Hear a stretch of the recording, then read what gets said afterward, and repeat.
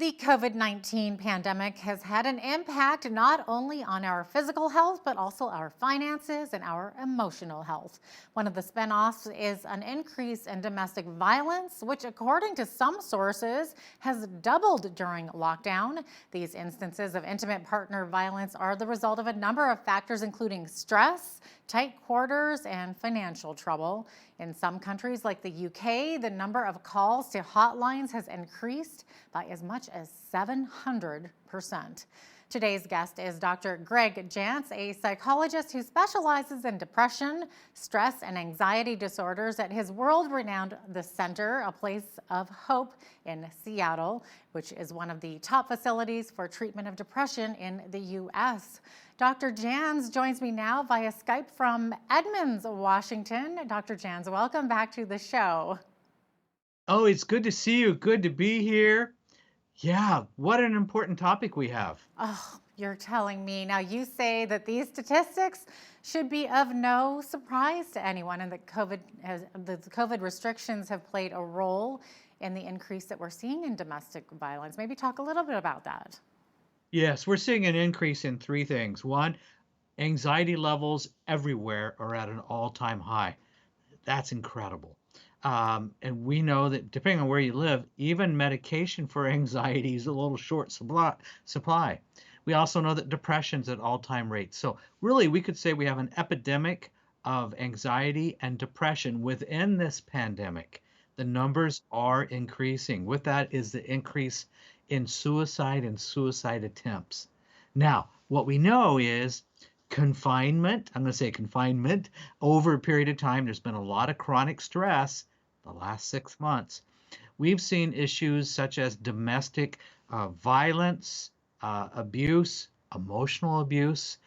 This is not talked about as much, but what we're seeing is it's way up as well, and we need to talk about it. Yeah, now even before the pandemic, the rate of depression was on the rise, right? But you believe that there's a link between domestic violence and how people learn to cope under stress, right? Particularly in these times. That's right. The stress has been chronic for over 6 months, and that chronic stress has been layered with a number of uncertainties. There's been certain unrest. There's been, I call it a pandemic purgatory. People are not happy where they are. They can't go back, don't want to go back. And looking ahead, there's so many unknowns. And so anytime we have, if you will, confinement, isolation, restrictions, really oppression, we see an increase in addiction. So depending on where one lives, what we know is alcohol sales are certainly way up. Now, in certain areas, alcohol sales are up 500 to 600%. So I did a little personal experiment. I asked the checkout at a grocery store. I just said, hey, I leaned over the plexiglass. I said, what's your number one seller right now?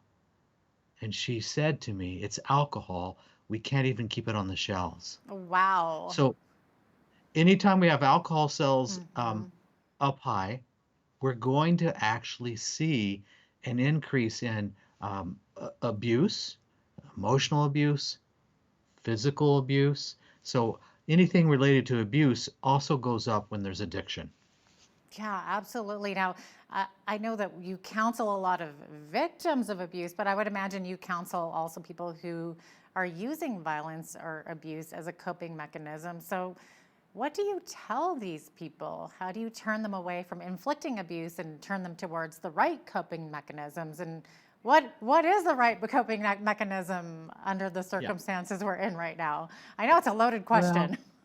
oh, sure it is. Well, I'll do my best. One of the things that we know, and thank you for asking, is that underlying issues need to be dealt with. So we serve folks who come in from all over, and they're here at our facility for a period of time.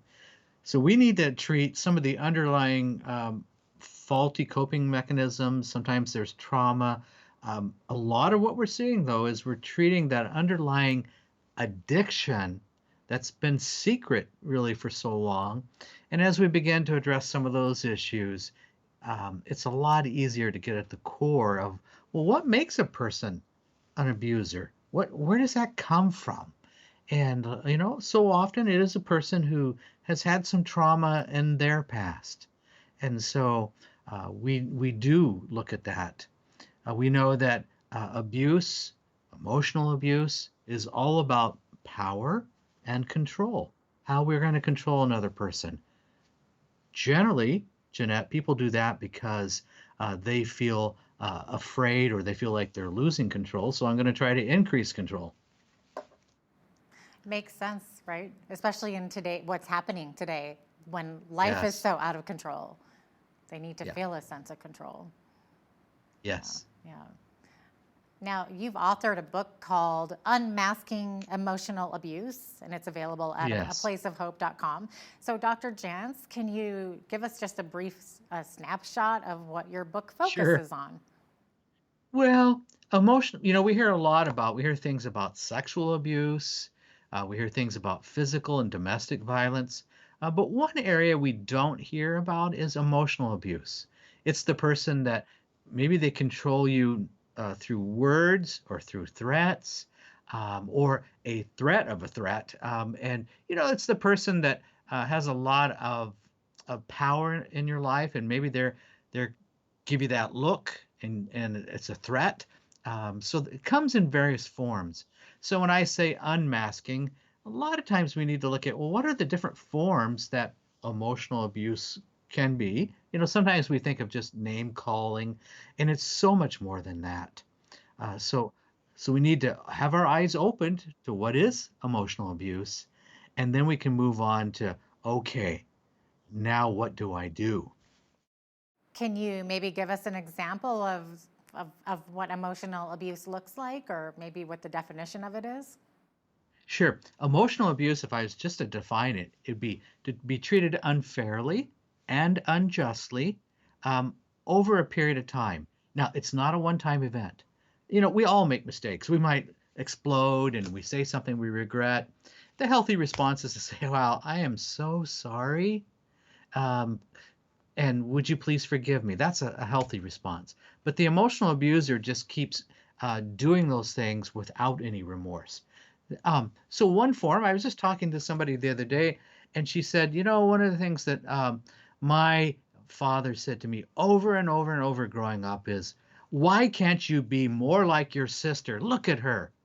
And there was constant comparison. And that was a message. The message is, you're not good enough. Look at how great your sister is. You're not good enough. And so that message over time ends up having an effect of really being emotionally abusive because it's undermining your self-worth, your self-esteem, and it's cunning, but over time it does teach you that something must be wrong with me. Wow. Do you think that emotional abusers realize what they're doing? And do they realize that it's hurting the victim? There's two types, if I put two general camps. There's an emotional abuser that they're just kind of being that way because that's how they were treated. They learned it well, and so they've just continued that pattern. And with proper intervention and help, they can really learn to change that. And maybe they don't even realize how destructive they are. Then the other emotional abuser, they know, and their goal is to create harm. Their goal is to create destruction uh, and to control you. Their intent is harm. And so they know what they're doing. That's scary. Now, yeah. Now, in your book, you say that physical and sexual abuse are always accompanied by emotional abuse. Can you explain this? Yes. Well, what we know is if you're ever a victim of sexual abuse, you have been emotionally controlled. If you've been a victim of physical abuse and you've been hit, there's a lot of emotional abuse that's packed into that. But what we don't usually look at is that emotional abuse can stand alone. Maybe you were never physically abused, maybe you were never sexually abused, but you grew up in that environment of name calling, that environment of comparisons, that environment of put downs. And, over time, that was fairly abusive. So emotional abuse can stand alone. Sometimes we make excuses for it. For example, we go, "Oh, that's just the way he or she is. That's just the way they are." And you kind of learn to live with it, and we deny how destructive it really is. Now, how can we uncover and confront emotional abuse? Well, we're going to uncover it by really opening our eyes to it. And that's why in the small book, Unmasking Emotional Abuse, I actually outline here's some things to look for. Um, and then there's a few strategies that can be helpful depending on the emotional abuser. There's times where we have to actually physically separate. It's so bad that we need to separate ourselves out away from that emotional abuse. Part of it is so we can regroup and have a plan, but also the message is this is no longer okay.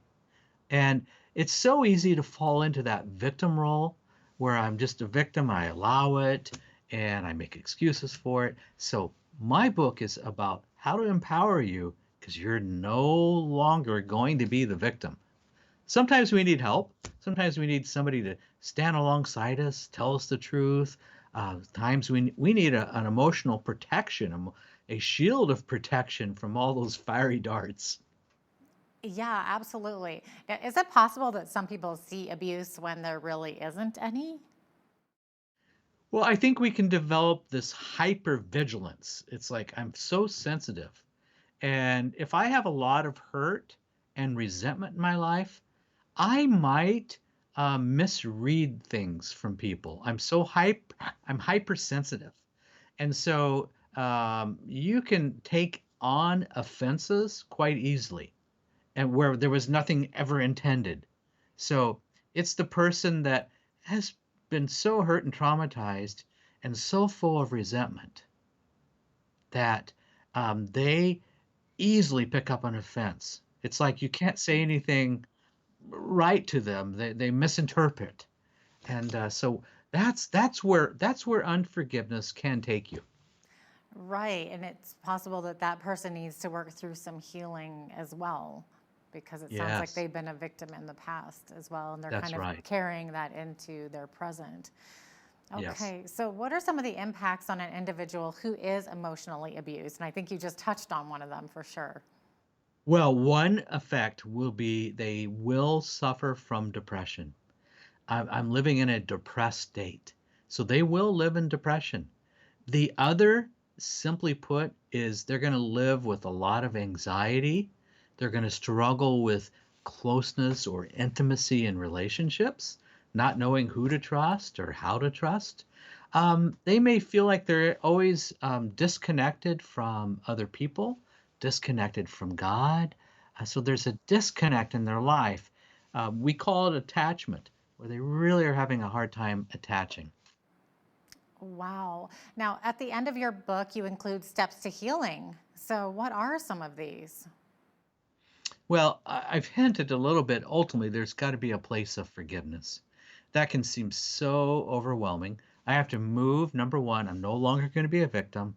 And I can't carry the poison of hurt and resentment in my life anymore. Yes, I was mistreated. Yes, I was abused. But I have to make a decision that I'm going to unload that toxic emotion, resentment, bitterness. And sometimes I really need some help on doing that. It's not always an instant just happens. It's an ongoing decision. And I think sometimes forgiveness and what needs to happen is so deep that it really requires allowing God to help us. Right. So, what does forgiveness look like to the person who has been abused? Well, it looks like I'm no longer going to live a life of blame. What you did to me was wrong, but I am not going to live in that bondage. I am going to be who God called me to be. I'm going to live my life with good and healthy relationships. And I have a personal mission and calling that I'm going to live out. So it changes a whole trajectory of one's life. Yeah, so it looks like freedom is what it looks Yeah, like, right? absolutely. Yeah. Okay. And for somebody who is on the other side of that, say the abuser, what are some coping mechanisms that they can dive into so that they stop doing that? I mean, besides counseling, of course, which is Sure. very Well, I think important. does have to be accountability. There has to be, oh, such a deep desire, not only to change, but to understand that your words and actions have been damaging. And so, really, it's a development of a new empathy. I really need to have an empathy and a compassion for those who I've hurt. And that means taking responsibility. That means understanding it may be a long time before they really trust me. I need to prove myself in a whole new way. My point of focus can't be on other people. My point of focus has to be on really redemption and allowing God to work in my life and have accountability and to create change. Thanks so much, Dr. Jantz. Greg Jantz is the author of Unmasking Emotional Abuse, available at aplaceofhope.com. Thanks so much for being with us today. Good to be with you.